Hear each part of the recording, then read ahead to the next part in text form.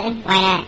Trying to get on this Lifestyle Radio website. Sounds like a cool website. Yeah, it's alright. Oh, wait, I might have it. You might have it. You're listening to Lifestyle Radio. The opinions expressed during this show are those of the individual participants and do not necessarily reflect the opinions of their associated organizations or Lifestyle Radio.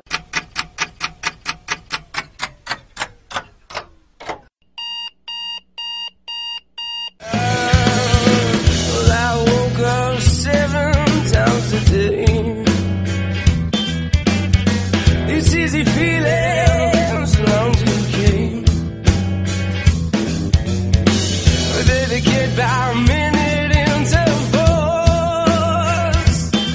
Oh, I didn't notice it's all getting full. But only with caffeine patches, sliding caffeine. Good morning, everybody, and welcome to Cannabis and Coffee with Tamarijuana. I'd like to welcome my guest, Kim MacNearney, with me this morning. She's out of Yellowknife. But first, I'd like to just mention that today is the 25th, and we're all talking about mental health lately. And so today's Bell's Mental Health Talking Day. So we'll just like to reach out to everybody that's having any issues and reach out to somebody and say, hey, we care. And at this, network, I speak for Al and Ross and Chris and everybody, Deb, Lori, Kim Cooper, everybody at the station would like to, reach out to everybody and say that we're here and we care. So anytime anybody ever wants to reach out to any one of us, we're all here. So just a little note on Mental Health Day. Well, Kim's out of Yellowknife. I don't know what your weather's like up there this morning, Kim. It's not too bad here. What are you doing? Hey, good morning. It's actually kind of a balmy minus 21 up here this morning. Like I might even go outside without mitts on just to take the garbage out, Well, we consider that nice up here, so I bet. And the rest of the country doesn't hear a lot of what you actually do up in Yellowknife because you're so far north, and we all kind of think that nothing really goes on anywhere besides, the bigger centers across the country. But you've really, put your mark in up there, and you've done how many 420s up there now? I've done five altogether. Four full-blown rallies, and the first one was just myself with a sign walking around town for a couple of hours. I think that's how we all start, one or two of us out walking around town with signs, and then kind of like the Pied Piper, people follow, right? So yeah, that was I was a solo trip that year. My husband and one of my boys drove around in the car behind me for a while to make sure everything was okay, and it was it was a real thing. It was a real head turner because this is a very small place, a very small town. Like the downtown core is 10 blocks long, So, and I walked it for like 2 hours. So it was something. Out. Now let's get back. I guess we should start it from the very beginning. You and your husband were originally busted up in Yellowknife for growing your own medicine. And that's kind of how you got into the whole realm of doing anything within the cannabis community, right? Yes, that's correct. Yep. And it's still affecting you guys up there, or like I seen that you just recently were on CBC. So why don't you take us back to your story and what went on and at that time, and how things have kind of progressively either gotten better or gotten worse for you? Okay, sounds good. So back in February of 2009, my husband and I were busted. We were someone reported us to Child and Family Services, and then they showed up with several officers and arrested my husband at the house, and they took the kids for 13 days, and they came and arrested me at work, and then they condemned our house. They tore out walls. They really trashed the house. And then, it was just a matter of sort of stepping through it at that point. We knew at that point that we would be pleading not guilty because flat out, they had charged us with trafficking, which is just the bullshit charge that happens. When you go over an ounce, right? And flat out, we have to fight this. We're not guilty. There's no way. And it took, trying to think, from 2009 until to the end of 2013. Basically 4 full years for us to get to trial. And we had a 2-week jury trial in which I testified for about a day and a half. And at the end of it, They dropped the trafficking charge. The jury dropped the trafficking charge, but kept the possession and cultivation. We got 3 months house arrest, 2 months probation, and community service. That is just... That's sort of how it... And I lost my job. I got a demotion to an administrative. I was a human resource officer with the government, and I was demoted to a medical travel administrator, and was told after my period of demotion, which is normally 18 months, when I asked them, so now that my period of demotion or whatever is over, do I get to go back to any... No, you're at the bottom of the rung. You get to start all over again after 7 years of service. Yeah. So, but yeah, and so it was at that point that I really, it's funny, you kind of live in your own little bubble when you're surrounded by people, and you kind of forget just how things look from the outside. And so I realized that sort of I could either sit at home and hide my head under my sweater and let everybody say shitty things about me and my family, or I could stand up and be proud and strong and say, you know what, this is a plant, and you guys all need to chill out and get educated. And I didn't even realize at the time that that's what I was doing, but so when we were arrested, I did not have my license. I did not have my authorization. And several people from the community reached out to help me. And Michelle Rainey was the first one. She sent me a massive package and actually helped me find the doctor and do all of that. And she's the one who really spurred me on to try and help people in the community. She said, like, here, I'm sending you copies of all this information. If you know other people that need help, help them. And that kind of triggered that response in me that I was like, why other people are in the same situation as me? And it's really being in the dark when you're in this situation. There's no one to help you when you've been charged and labeled as a trafficker.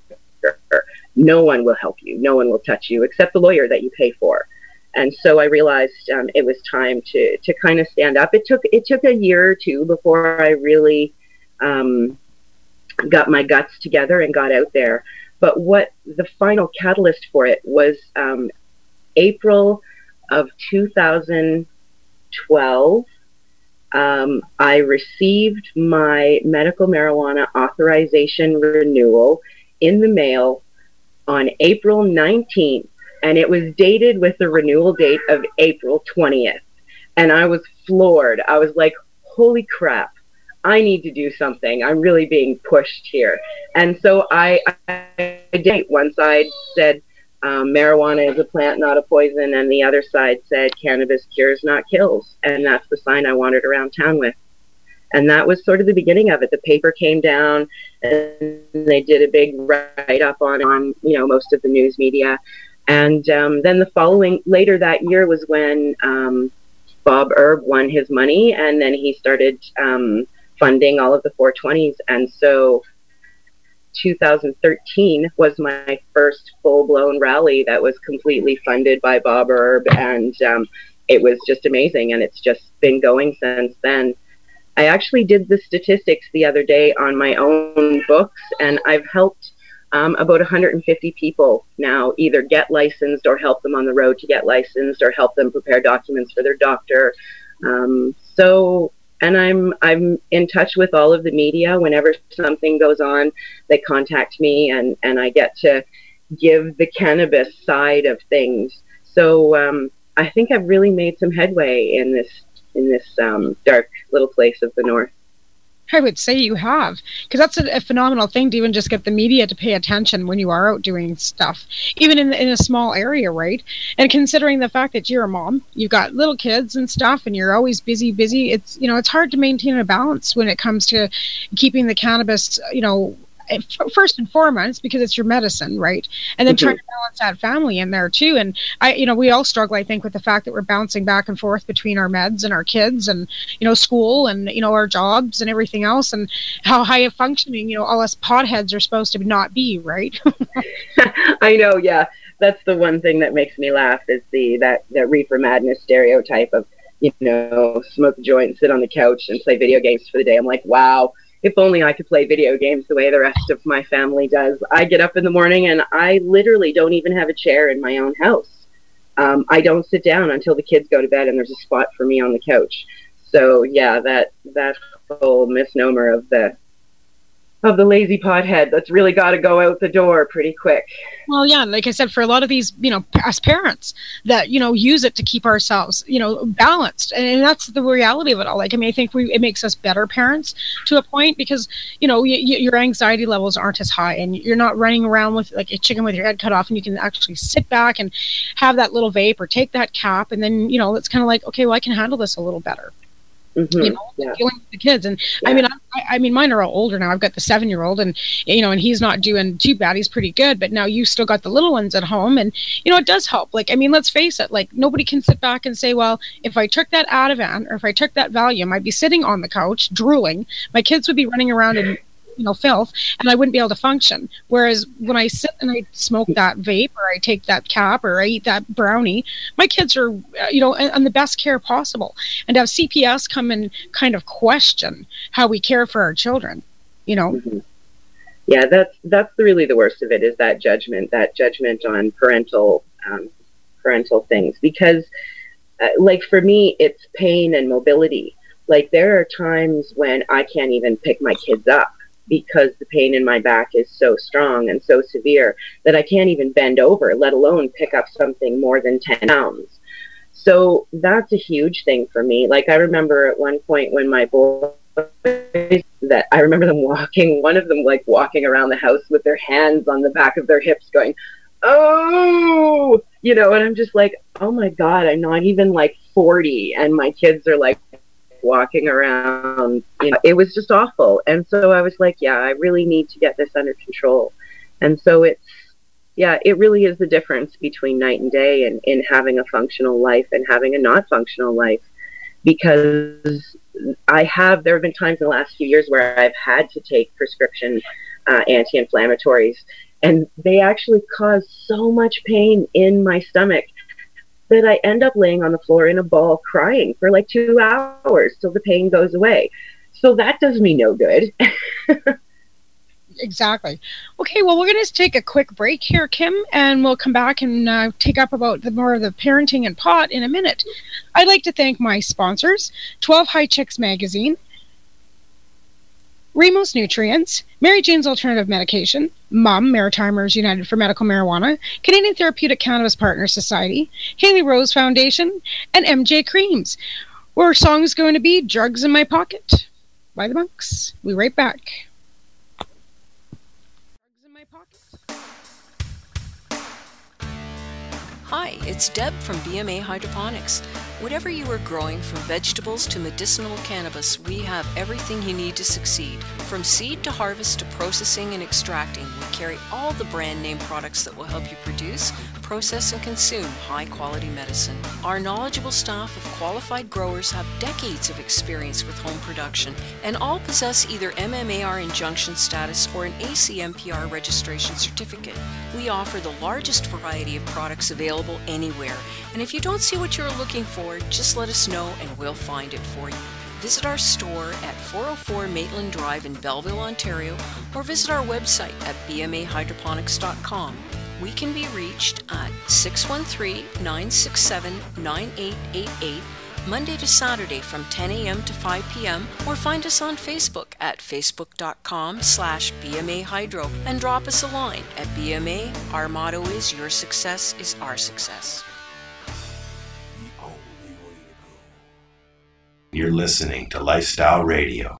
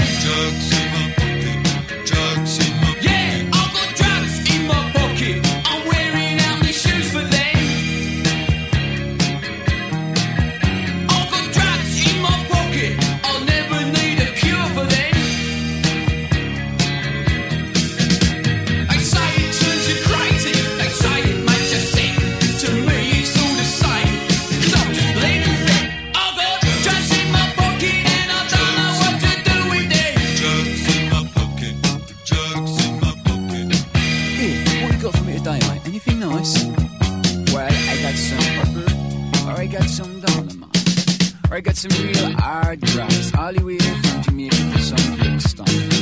Let's try some of these. Oh, I'll have a go. Hang on. Cool, that's alright, isn't it?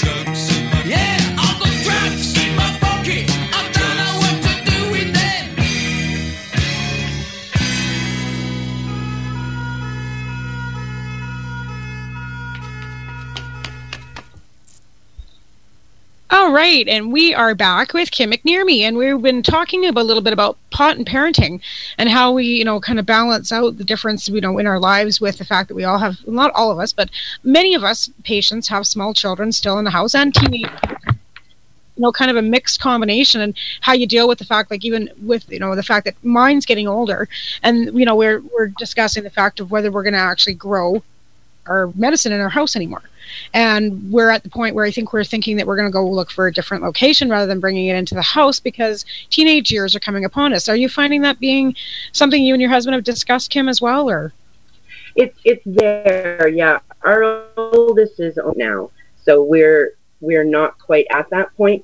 But it's interesting. Last year, I had when the election was going on up here, my oldest had a conversation in his class about, things that Justin Trudeau was going to do when he came in or whatever, and legalizing marijuana came up. And apparently my son and some other kids at his table had a discussion where one kid was like, that's a drug, it's bad, blah, blah, blah. And my boy was like, no, actually, some people use it as a medicine, so it's not all bad. And it was just crazy, this whole crazy conversation that my 9-year-old at the time was having, educating his own class. And so that made me really happy to know that even at home, I'm still teaching the right things. I'm still explaining the right messages, and they're getting the right thing. It's not, oh, mommy's a pothead. It's not that at all. And that made me really happy. The school, in fact, had even indicated they might want me to come and speak about it as medicine during sort of their drug and alcohol awareness week, but I think they're waiting until I first, so then I'll be standing there next to the RCMP talking about the same substance. You know what I mean? Right, and I think that's a hard, for kids to understand, is that in one breath they're saying, drugs are bad, and then mom and dad are using it as a medicine, and it can be confusing for them, and trying to explain to them exactly why. It's a plant. This is different. And for a 6 and 7 and 8 and 9-year-old, that's a little bit overwhelming. Mm-hmm.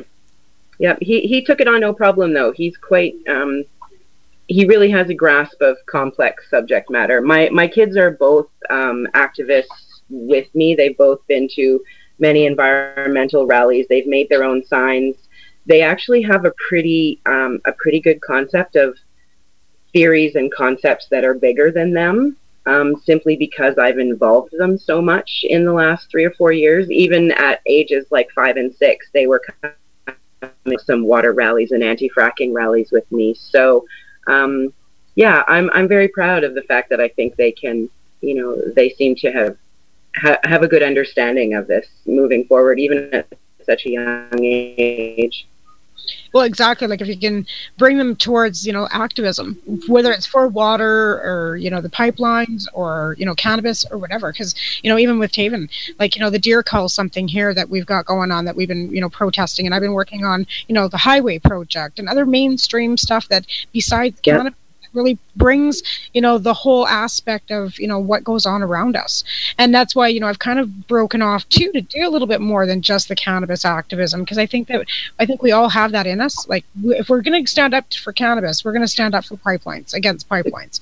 Exactly. I mean, we're going to stand up, if you're, the water. If you're standing up for a plant, you're standing up for all of the things on the earth that is associated with being able to grow that plant. You can't grow the plant if we don't have clean water or anything else to go with it, right? Absolutely. And that's the way of looking at it, because we all need water to survive. And the plant is, it helps give us better oxygen in our air as well. So it's the whole quality of life aspect, I guess, if you want to look at it, where we're at with our kids and this time, in history, I guess is the way you want to put it. In this time in history, our kids are put up against such diverse things that, try and make them to understand is, wow. Yes. Yeah, exactly. Yeah. It's really, to teach kids to be able to think now is so important, so much more important, I think, than even when I was a kid, to teach them to think and question the world around them. I think that's very important. So, well, I know a lot of times, go ahead. Sorry. Oh, I was going to topic change, so it's okay. Go ahead. Topic change. I was going to say, that we have the conversation too about, pot and pregnancies, and there's so many things that come along with the plant when it comes to children. You know what I mean? Whether you smoked or you didn't smoke when you were pregnant, whether you smoke or don't smoke around your children. Quite frankly, I drug tested Taven 4 years ago because we were so concerned because we had CPS on our doorstep as well as to the and toxin. So we drug tested him to find out that he was zero. He was negative, right? So, and then they start school and you have to know what they're talking about, whether you're educating them in the proper way. Like it's quite a balancing act, right? It is. Yeah, it is for sure. So your kids are getting into the point where now that, because you've taught them so well, now you're getting into getting towards 420 again with April coming up. Are you planning that and everything? Or do you allow them to come along to that rally, or do you keep them away from that? Or well, I don't keep them away from it specifically, but because I'm the organizer and I don't often get them to come. They usually come at the beginning or the end when I'm doing setup or tear down. They'll come with my husband in the vehicle, and that's, it's not that I don't want them there. It's that as the organizer, I can't be mom and organizer at the same time. And usually my husband is working, so oftentimes I have to find a sitter during the rally. So yeah, but they are involved in it at home. Like they're always watching me, helping me sort things and get things ready for it. And pretty hard to keep the t-shirts and it's pretty hard. Well, I mean, yeah, my entire kitchen, it turns into 420 for the entire month beforehand, right? So no, they're fully aware and in it, and they're, I educate them as I go. Yeah, and I think that's supposed to be doing it, like watching us do it, right? Watching to see what mommy's doing, and then they're kind of like, they get the interest in it, and then you can explain and educate them while you're doing, right? So yeah, and I'll tell you, one of the funniest things, a couple of years ago, my oldest boy said to me, he really doesn't like cigarettes. Like we quit smoking long before we had kids, and we don't really have any friends that smoke, so they've never been exposed to cigarettes. And so when I had my oldest down to the doctor's office or public health one time, and there was this big butt out campaign, and they had cigarettes, like half butt cigarettes, sort of all over the wall on this poster. And he looks at me and he goes, "What are those, Mommy?" And another woman in the office burst out laughing. She's like, "I have never heard a kid say that before." And so a couple of years ago, that same boy, my oldest, came to me and he said, "Mom, I really hate sick people. And when I'm 30, I don't know why he chose 30, but that's his age. When I'm 30, I'm going to make a big sign and I'm going to go stand in front of the cigarette factories and I'm going to tell them to shut down because they kill people." He's like, "Will you come with?" Dude, I will be right beside you with my own sign. That is amazing. What a smart kid. Like, and that's, contributed to having smart parents, right? As you tell Taven, why are you so smart? Because my mummy's smart, he'd say, right? That's awesome. Like I said, like we're out there, we're doing right now. That's like one thing with us, supposed mummy potheads that we're so under. We're out there doing every single day. We have no choice but to be out there doing right. So I think it's really good for us parents to be out there showing the general public, what that we're out there doing. Like this is what a pothead, or this is what a pot consumer, this is what a cannabis consumer looks like, right? Exactly. And that's the whole changing of stigmatization, right? So 420 is going to go for Yellowknife this year then? Yes, definitely. Absolutely. And anything else you got going on up there in the last little bit besides, CBC and just doing some media? What else have you been doing up there? Well, it's funny. I don't actually have to do much. People come to me. Like I get 5 contacts a week from Yellowknife and some of the small communities around the north. People asking for help, looking for help getting licensed, help talk to their doctor, or I'm using cannabis to treat cancer for my family member. What can how can you help? I think it seems as though I've spent enough time getting my face and my name and what I do out there that it's really coming back to me now. People are reaching out to me constantly. I don't do a lot of public things just because I don't have a lot of time. I mean, my husband works until 6:30 at night, and I just don't have babysitter or coverage, right? But I do consults. Like so many people, ask me questions, and I'm just like, okay, people, and go have coffee here some night, and then we'll get together and talk about whatever they want to talk about. And so I've been working also with a few different groups, a few different sort of doctors groups to actually help people from here get authorized, because the doctors here, there are only a couple of doctors that I've got feedback that will actually give authorizations. The majority of them up here won't. So I'm still helping people find doctors and clinics down south to help them get their authorizations through. And so, yeah, it's constant. For me, it's not like I'm gonna do this event or I'm gonna have this thing. It's just people email me, people call me, people text me, people Facebook me.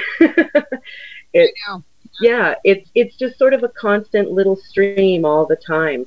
I really am hoping at some point before 420 to do sort of a public engagement evening where I'm going to put an ad in the paper and do some radio blips, just to see, like I'm having an in for medical cannabis. If you have any questions or whatever, just come and, just hold it in a public meeting room and get some interest going in March, I think, before 420 in April.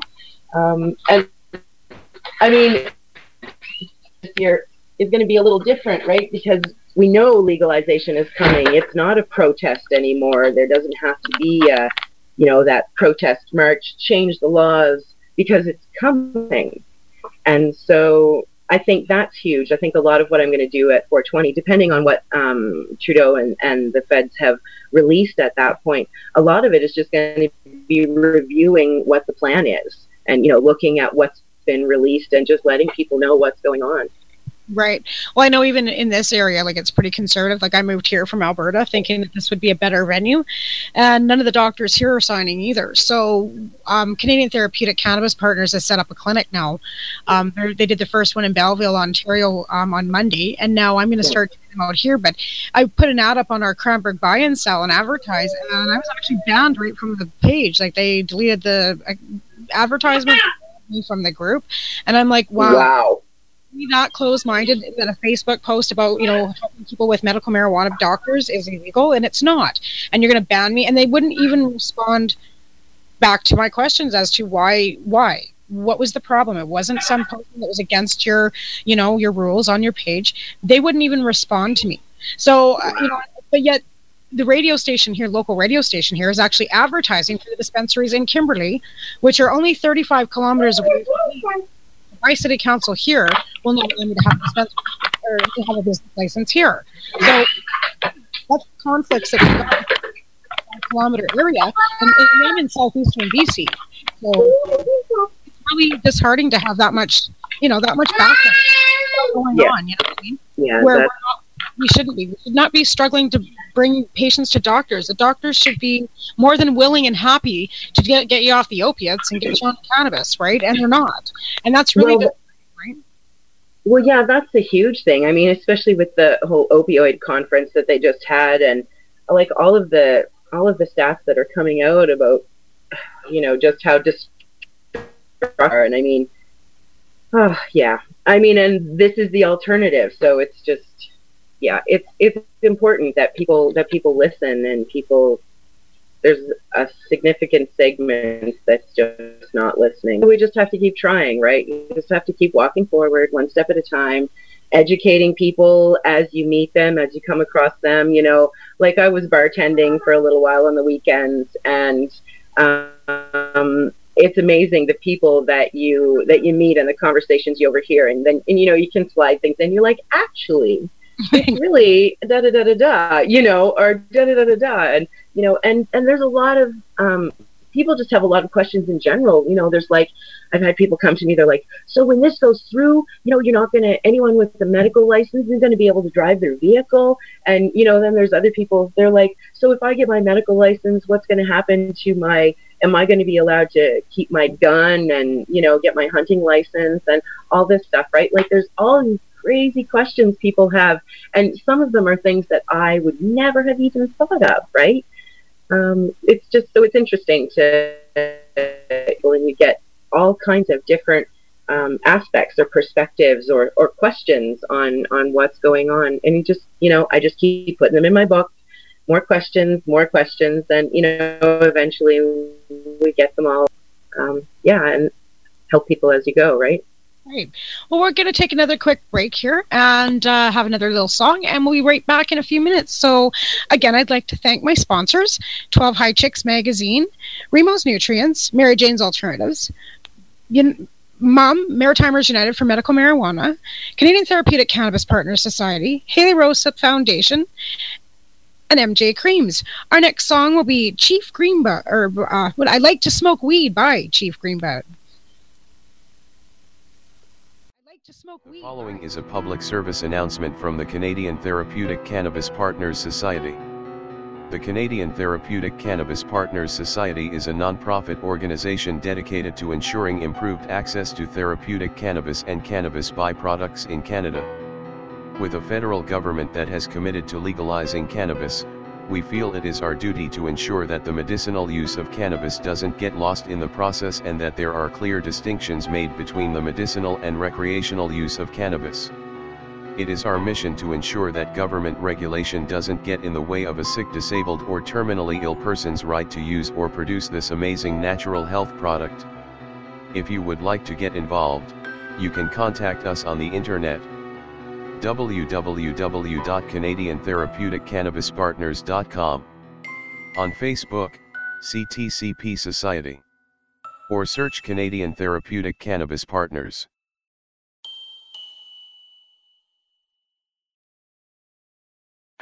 This is Bubbles from the trailer park, and they're playing some fucking excellent music on lifestyleradio.ca. I hope I didn't sound too nervous there.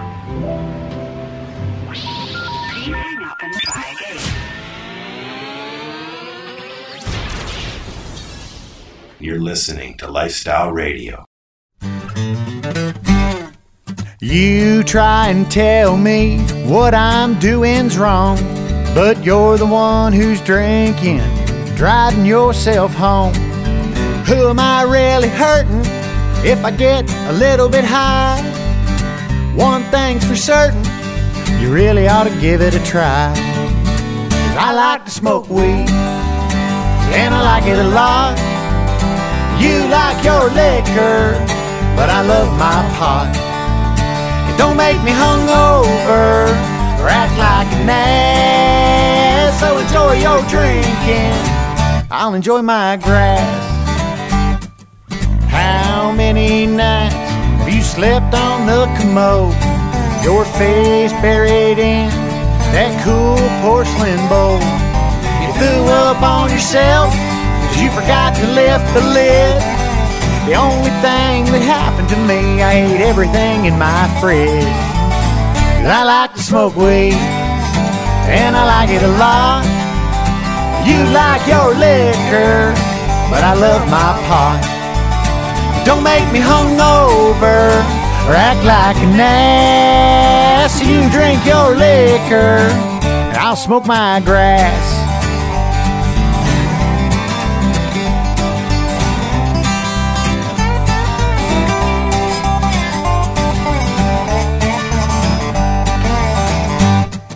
So there, Mr. DUI, who do you think you are?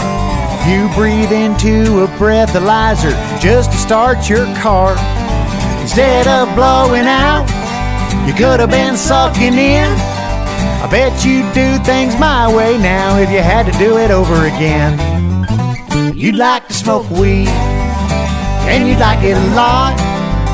But you'd say fuck liquor, I'd rather smoke pot.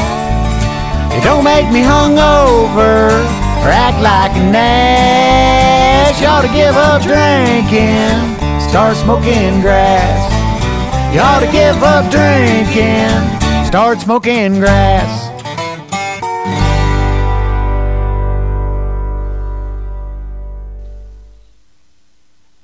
All right, and I guess we're back. And we were talking a little bit about parenting and pot and a lot of things that Kim's been doing, and also the fact that you went to the LIFT conference in Toronto not too long ago too. How was that for you? Oh, it was awesome. I actually made it to 2 of them. I made it to the 2014 and then the 16. Right. So I made it to 2 of them, which was pretty. Sorry, I'm just trying to adjust my headphone here. That's okay. Which is pretty amazing. It, actually, the one the one that I went to in 2014, I was under house arrest at the time, and I actually traveled with my lawyer, who is from Ontario, and she was going back to sort of, see family, and we all traveled together. It was so crazy. I had to get all the authorizations and everything to be able to leave my house and leave the territory, and it was it was really something. Let's just put it that way. So the first one was amazing because I got a chance to go and actually listen to the normal Canada con, all of the things that were going on there, and then to meet all of the activists that I had been associating with and had been helping me online, and all of the different groups.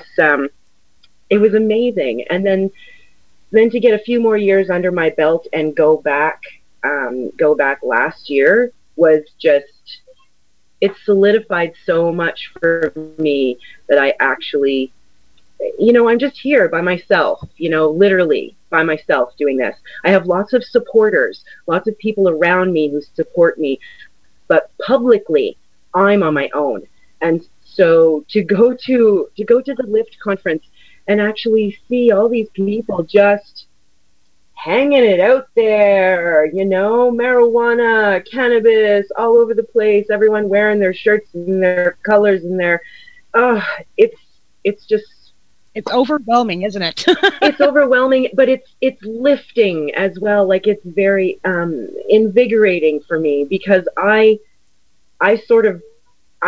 dig up my own here, but being in places like that, you generate energy from all of the people that you exchange with, and so to have so many like-minded people there that you're just sort of bouncing around with, it really comes from a place that's so remote like this, when you're the only one for years to be in a big room with hundreds, thousands of other people who are sort of like-minded and on the same mission. It's just crazy.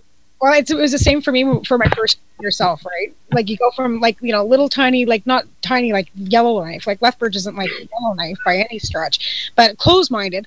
And then to go to see all the people that you've been exchanging with and working with. And, you know, and back to the fact that, you know, you had Michelle Rainey helping you in the very beginning. Michelle was my muse and my catalyst to get involved as well, right? And so many of us women really got started from Michelle, right? Like we all kind of like, you know, saw the fact that they'd all gotten busted for the seeds, you know, but then Michelle kind of broke herself away and did the medical more. And a lot of us women really, you know, catalysted off that. So she was a huge, you know, influence. And many of these cannabis women that are breaking now into the industry, they're doing so many other things, not just activism anymore. With Women Grow, there's, you know, dispensary owners and bakers and all these other things that have really come forward in the last, well, I mean, I've been involved for 10 years. 10 years ago, this wasn't going on. 10 years ago, we were still struggling to get into CNMP.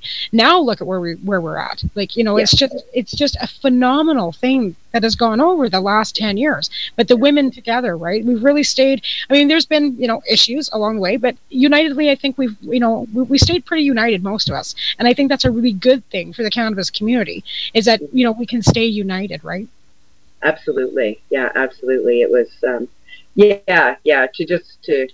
you said, to make those connections in real life it's phenomenal. Yeah.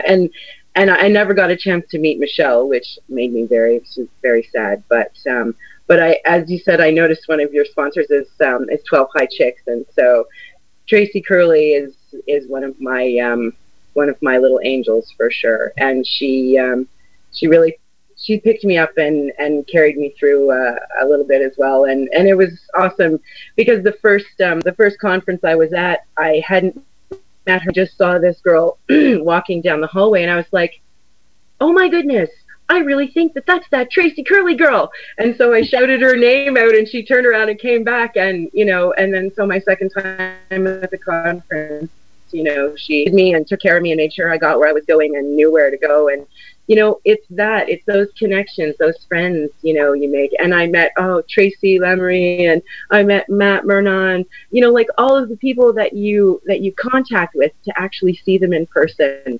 And actually, you're like, wow, I have a tribe, I have a crew, and it's all you guys, and we're all on the same mission. And it just makes me feel not alone anymore to make all those connections and know that those people are real. Right. Absolutely. Yeah. And that's the thing with the Mum Cup that's coming up in February, right? On the 24th of February, May Moon's throwing a cup for the mail order dispensaries that are out there, right? Because there's so many that are on mail order. So that's going on February the 24th, 25th, 26th. Tracy will actually be there too, because she is Weed Woman Canada for the 12 High. I write for 12 High Chicks, so I get to go and speak and go and have, you know, meet up with everybody, which I haven't been able to do for quite a few years either, since I moved here. Been able to go to the event. So this is a really exciting time for us to come together in February and, you know, see each other again and try and, you know, mend some bridges and get things, you know, moving forward in the movement that we, you know, all love so much. And that's the thing. I think we all love the plant. We all know that it's medicine. And the commodity and the community that comes along with it. I don't know if, like, people don't get it, but it is a community. Like, we are a culture. And, you know, many of us, you know, have that really firm, strong friendships, and it's all come from this community, right? So it's a really positive thing. I wish the mainstream would see how positive and peaceful that we really are, and just let us, you know, have our plant and let us do what we want to do. And it's just been a battle. Yeah, it has been a battle, but you know, but that report that was released with the recommendations, you know, like I'm hopeful that if those things are followed through on, you know, it's a good starting point. I know a lot of people are, you know, complaining about bits and pieces of it here and there, and the administration and the regulation, or the like with the driving under the influence, you know, that's a whole issue. But and the 4 plant count. The 4 plant count is kind of an issue. 4 plant. But the thing, if we just take a step back and realize we're coming out of prohibition. You know what? Coming out of prohibition, 4 plants off the get-go doesn't look that bad. You know, once things filter down and fall out, obviously there are going to be court challenges that need to be done based on the arbitrary numbers that they choose. Absolutely. But the fact that that has come out even as a framework, I think is an amazing place to start. The fact that they're allowing all Canadians to have 4 plants in their house regardless. What? That's awesome. Now we fight the battle to say we can have 20 or whatever we want, right? And, you know, but I really think that it's a good start. The framework is a great start. And coming out of the dark ages, you know, I think it's much better than the way most of us have been treated, you know. And part of the thing I did on CBC was talking about the criminal record. You know, that's huge. If this is going to be legalized at least in the next year or two, and people aren't going to have criminal records, well, what are you going to do about the people who have them now for something that is legal? And that's what pissed me off so much about my court case. At the end of the day, criminal record on one hand from the same friggin' government that gave me my medical authorization to do 5 times more what I was caught for. Right. I agree 100% on that. And that's one thing that we really have to push for, because, I mean, hell, I got charged for trafficking for 4 grams in the mail, right? And I can't travel. Oh, my word. And you've been charged with trafficking for medical need too. Yeah. So, you know, and that's the thing. Like, where are we going to be in 4 years? I can't even grow for myself right now. I got to get a designated grower because I've got a criminal record for cannabis in the last 10 years and with the new regulations. So that's another thing that really I feel should be, you know, looked at on all levels. But one person, we need to collectively gather together, which we do, and make noise, and we do that quite well, incredibly. I will say that, you know, most of everybody in our cannabis community has really come around to being really professional and really able to speak in front of media and speak in front of courts and speak in front of MPs and do a really good job at it. Yeah, I feel we're really all getting kind of polished. You know, like we spent these years kind of underground, poking our, just getting a little bit of coverage here and there, and enough of us have done enough of that yeah, we're all looking pretty polished. And when we look around at each other, you know, I always watch how all of the rest of the ladies, I say, just because there are a few women who are in the media a fair amount, and I always follow and listen to how they're speaking and what they're saying. You know, Debbie and Tracy and so many of the women in Ontario and BC, you know, there's so much going on in the media. I'm always watching and listening just to see, you know, what are they saying? What are the key phrases or the key words that I can pick up on to make sure I'm giving the same message that we're all giving and we're all pushing in the same direction. And so I think we're really collectively doing very well. I agree. I really agree on that. And Debbie Schultz given out in Nova Scotia, they just had a bunch more busts out in St. John's yesterday. 6, I think there was 6 busts out in dispensaries in St. John's, Nova Scotia yesterday. I know when I spoke with her the day before, she was, you know, nothing had happened, and yesterday she was busily, you know, working on a press release because, you know, Mom is right in there forefronting in Nova Scotia. They have been for the last 14 years and doing court support and really helping patients out in the Maritimes. And, you know, now they've got, you know, chapters in New Brunswick, I think, going as well, and working on Newfoundland. And they've really come together trying to keep patients first and foremost. That's one thing that they did come out with their mandate. It's, you know, patients first. And that's what the mandate's always been. But yeah, Debbie's works amazingly hard every day trying to keep things going out in Nova Scotia. Well, of course, the whole board of Mom, like Chris Backer's out there too, and they do an amazing job, and Marcel Gagnac, like they all do an amazing job out that way. And in Ontario, we can't even start to begin to mention the men out there that really push it. And Quebec. Yeah, it's amazing. Yeah, the groups are they're so huge, and they're doing so much. Everyone is just doing. To go to a couple of Mom meetings because I'm from Nova Scotia originally, so every now and then when I go back in the summer, I get to go down and go to a meeting with Debbie and Chris and the gang.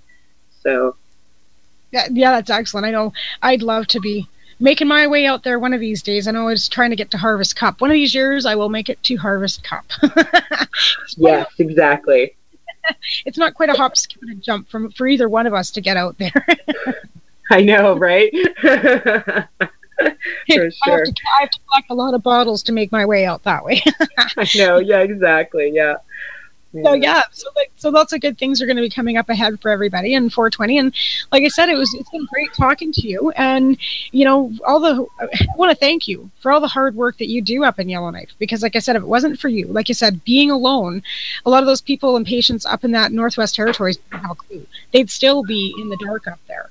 And it's unfortunate that you had to be busted to, bring us, bring you to us and bring the community to you and everything, right? And I think that's how a lot of people find the community, though, is that they've been, smoking or, in the closet, not doing a lot of anything, and all of a sudden here comes the law for you, and you start reaching out to your regular mainstream friends, and they, like you said, want nothing to do with it, and you have to go find support elsewhere. So that's one thing our community is very good for, is supporting people that have been in trouble with the law. It is, and it's a thing. Once you've been stamped with that label, or you go down that road, there's no coming back. You always have that label for the people who were there when it happened. So yeah, you really need to seek out common support from people. And it really is quite a traumatic experience, depending on how you were busted and how it went down. So there's also that kind of common link of trauma behind it that kind of brings you together, and you'd be like, wow, we've all been kind of wounded in this particular way. Now let's try and patch each other up and move forward and show people how wrong this is. And hold each other up, and that's what this community does, hold each other up. Exactly. We're at a wrap. I wish we could go a little longer today, but I've got to head to that doctor's office here and see if I can't take that doctor another day today. So I'd like to thank you very much, Kim, for coming on. We'll have to have you on again after 420 in April and see how you did and how many numbers and how it all turned out. And I'd like to again thank my sponsors, who are 12 High Chicks Magazine, who will be having Mom Cup February 24th, 25th, 26th in February. I will be there. We've got speakers and entertainment and burlesque dancing, and there's cash prize for your cup entries. So if any growers are out there that are still wanting to enter any of their, extracts or flower, there's no edibles allowed in this. Unfortunately, Vancouver doesn't allow edibles. So May can't have edibles entries, but any flower or any shatter extractions, they're still taking entries. They're cash prizes for those entries. So get a hold of May and see if you can't get your stuff entered. And I'm going to sign out. You guys all have a great day, and we'll see you next week. Actually, May Moon will be my guest next week on my show, so we'll be talking more about Mum Cup then. So again, 12 High Chicks Magazine, Remo's Nutrients, Mary Jane's Alternative, Maritimers United for Medical Marijuana, Canadian Therapeutic Cannabis Partners, MG Creams, and Haley Rose Foundation. I'd like to thank you all for listening. You have a great week. Bye. Bye. Tune into the Pace Radio Show and catch Kim Cooper, Debbie Stoll-Skiffen, or Allison Murden, along with myself, Al Grant, as we talk to Canadian and international cannabis advocates who are working hard to help patients and to end cannabis prohibition. Catch us live every Wednesday at 8 p.m. Eastern Standard Time here at lifestyleradio.ca. You're listening to Lifestyle Radio. So what are you doing? Nothing? Why not? Trying to get on this Lifestyle Radio website. Sounds like a cool website. Yeah, it's alright. Oh, wait, I might have it. You might have it. You're listening to Lifestyle Radio. The opinions expressed during this show are those of the